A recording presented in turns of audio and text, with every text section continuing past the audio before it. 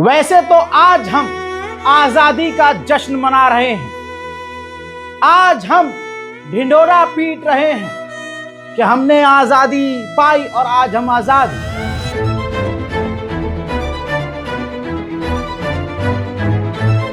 लेकिन आज इस संघी सरकार में पूरे प्लानिंग के तहत किताबों से, लाइब्रेरीज से, इतिहास से भारत की आजादी में जिन मुसलमानों का सबसे बड़ा किरदार रहा है, यूं कहूं अगर वो मुसलमान न होते तो आज भारत आजाद न होता।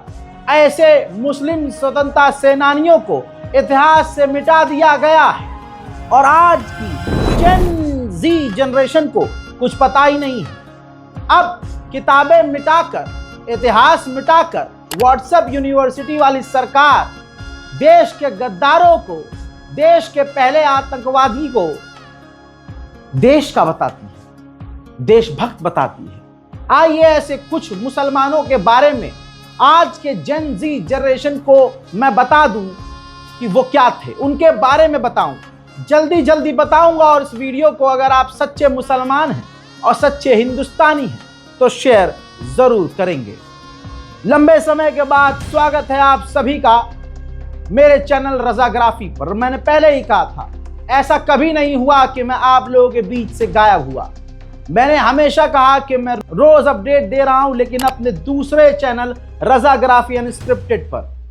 वजह मैं बाद में बताऊंगा, लेकिन चलिए शुरुआत करते हैं। मुबारकबाद आजादी की मैं बाद में दूंगा, लेकिन आज पहले आपको चंद बातें और चंद लोगों के बारे में बताना जरूरी है। हजरत उबैदुल्ला सिंधी, जिसे भाजपा ने मिटा दिया है, उनके बारे में कागजों से हटा दिया है।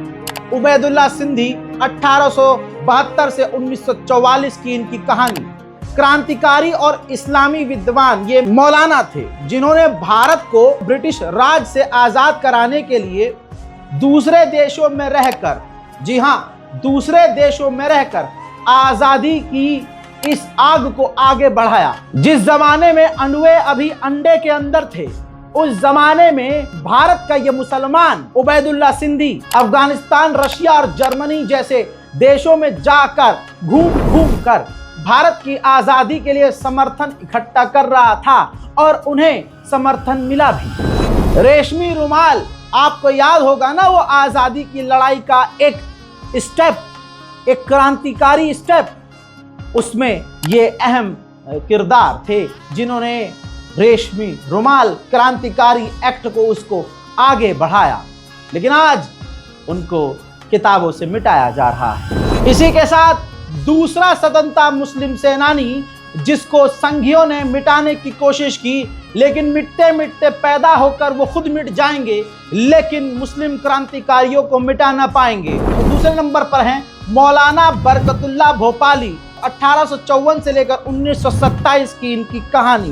भारत में ही रहकर ब्रिटिश सेना की छाती पर चढ़कर ब्रिटेन और अंग्रेजों के खिलाफ आवाज उठाने वाला ये मौलवी, आज मौलानाओं से बड़ी तकलीफ अंडुओं को होती है, लेकिन इन्हीं मुसलमानों के इमाम ने, मौलाना ने सबसे बड़ी लड़ाई अंग्रेजों के खिलाफ छेड़ी। 1915 में मौलाना बरकतुल्लाह भोपाली 1915 में काबुल में स्थायी आजाद हिंद सरकार के पहले प्रधानमंत्री बने और फिर भारत की आजादी की लड़ाई लड़ने के लिए गदर पार्टी से जुड़ गए और फिर भारत में अलग अलग आजादी की लड़ाइयों और एक्टिविटी में शामिल रहे। तीसरे शेर हैं भारत के मियां अकबर शाह।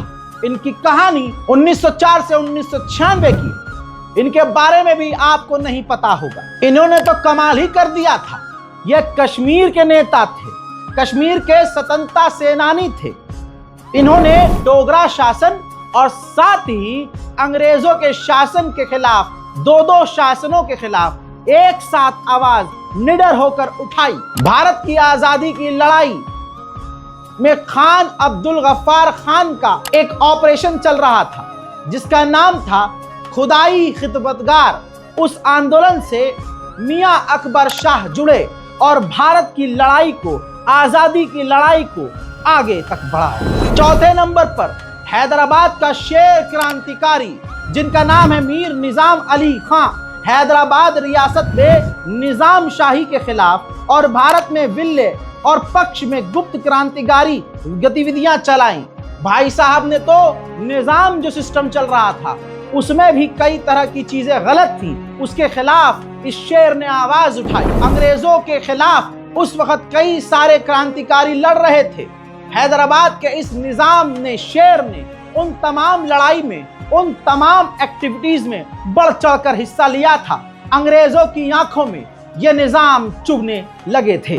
आज दिल्ली की सड़कों पर बहुत सारे संघी कुत्तों को आप देखते हैं, कभी किसी मुस्लिम का नाम मिटाते हैं, कभी किसी मुस्लिम नाम के ऊपर कालिक पोतते हैं। ये अंग्रेजों की नाजायज औलाद है। आइए दिल्ली का एक क्रांतिकारी मैं आपको बताता हूं। जब अंडे अंडे में थे उससे पहले भारत के शेर, भारत के मुस्लिम शेर भारत मां को आजाद कराने के लिए कितनी लड़ाइयां लड़ रहे थे। 5वें नंबर पर है मियां नसरुद्दीन। 1857 के सबसे पहले स्वतंत्रता संग्राम में दिल्ली के क्रांतिकारियों में इनका सबसे ऊपर नाम दर्ज है। अंग्रेजों ने इन्हें गद्दार कहा था। अंग्रेजों को लग रहा था कि ये हमारे लिए काम करेंगे, लेकिन मियां नसरुद्दीन ने अंग्रेजों के लिए काम नहीं किया, जिसके बाद अंग्रेजों ने इन्हें गद्दार घोषित किया और फिर गद्दार घोषित करते हुए इन्हें फांसी पर लटका दिया। इसी तरह से 6ठे नंबर पर अशफाक उल्लाह खां, सन 1900 से 1927 की कहानी। काकोरी कांड के प्रमुख क्रांतिकारी राम प्रसाद बिस्मिल के साथी, हिंदू मुस्लिम एकता के सबसे बड़े नेता, हिंदू मुसलमानों को एक कर भारत मां को आजाद कराने की क्रांतिकारी लड़ाई अशफाक उल्लाह खां लड़ रहे थे। तंग आकर ब्रिटिश राज ने, ब्रिटिश गवर्नमेंट ने अशफाक उल्लाह खां को गिरफ्तार किया और उनसे कई तरह की मांग की। उनको माफी भी देने की बात कर दी। कह दिया कि अगर तुम हमारे हिसाब से काम करो, हमारे पाले में आ जाओ, तो हम तुम्हें आजाद कर देंगे और तो और तुम्हें ऊंचा पद भी देंगे। लेकिन अशफाक उल्लाह खां, भाई खां साहब थे, खून में गद्दारी हो नहीं सकती।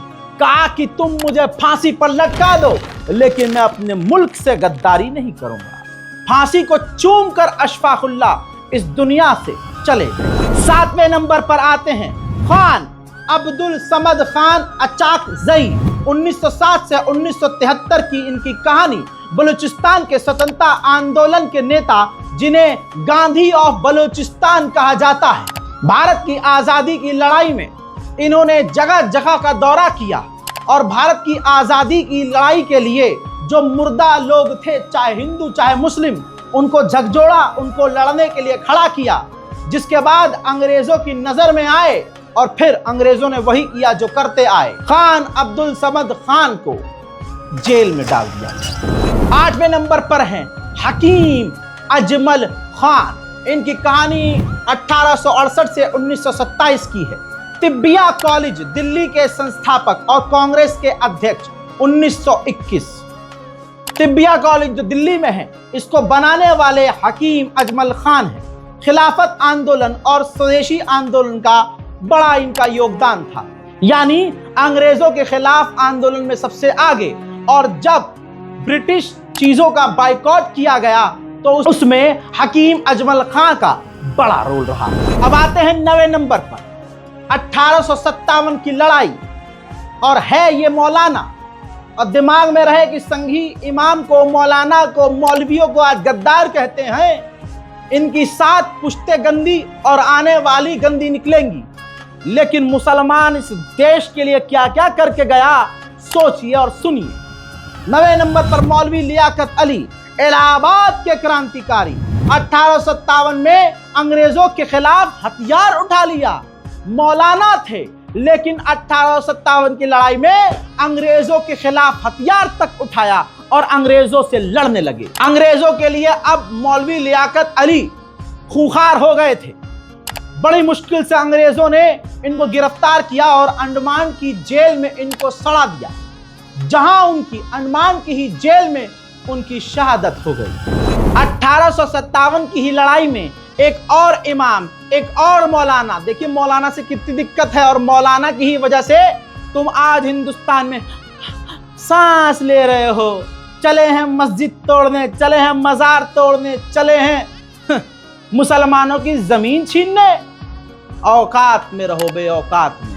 दोस्तों 10 नंबर पर मौलवी अहमदुल्ला शाह फैजाबाद के मौलाना 1857 की लड़ाई में बड़ी लड़ाई इन्होंने लड़ी। अंग्रेज इनसे इतना परेशान हो गए कि उस जमाने में 1857 में इन पर 50,000 रुपये का इनाम रखा और अंग्रेजों ने बाद में इनको धोखे से कत्ल कर दिया। ये 10 वो शहीद हैं मुसलमान जिनको इतिहास से मिटाया गया, भाजपा ने मिटाया, क्योंकि जिनका आजादी के रोल में कोई इतिहास नहीं, आज जब उनकी सरकार आएगी तो वो नकली इतिहास तो लिखेंगे कि फलाने प्रधानमंत्री जो हमारे हैं उनके मामा के भतीजे के चाचा के दादा के जो परदादा थे, उनके भाई की नानी की जो बेटी थी, उनसे जो 2 बच्चे पैदा हुए थे, उनमें से 3 बच्चों ने भारत की आजादी में